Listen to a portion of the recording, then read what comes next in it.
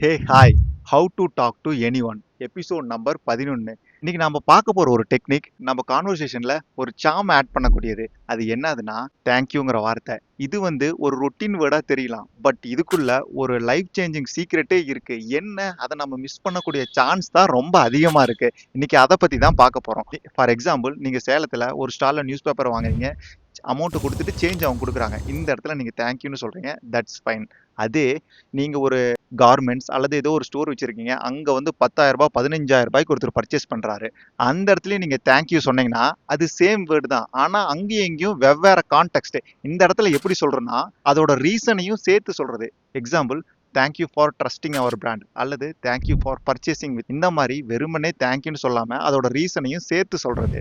இப்பதான் தெரிஞ்சிருச்சுல்ல, வெறுமனே தேங்க்யூன்னு சொல்லாம ரீசனையும் சேர்த்து சொல்லணும். சரி, இதை அப்ளை பண்ணி பார்க்கலாம் அப்படின்ட்டு ஒரு டைம் பார்த்தீங்கன்னா சென்னையிலேருந்து சேலத்துக்கு ஃப்ளைட்டில் வந்துட்டு இருந்தோம். அந்த பைலட் ஆஃபீஸர் சேலத்தில் சேஃபாக லேண்டிங் ஆன பிறகு அந்த டோர்கிட்ட நின்ட்டாரு, சென்ட் ஆஃப் பண்ணுற மாதிரி. போகிறவங்க எல்லாருமே தேங்க்யூ தேங்க்யூன்னு சொல்லிட்டு போனாங்க. நமக்கு தான் காரணத்தையும் சேர்த்து சொல்லணும்னு தெரியுமே. நாம் அவர்கிட்ட எங்களை எல்லாத்தையும் சேஃபாக லேண்ட் பண்ணதுக்கு தேங்க்யூ அப்படின்னு அதோட காரணத்தையும் சேர்த்து சொன்னேன்.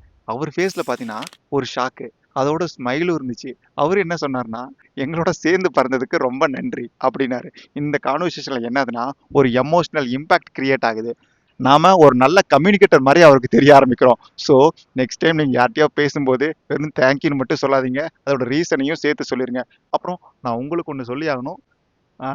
Thank you for listening our video. மறுபடியும் நெக்ஸ்ட் வீடியோல சந்திக்கலாம். பாய்.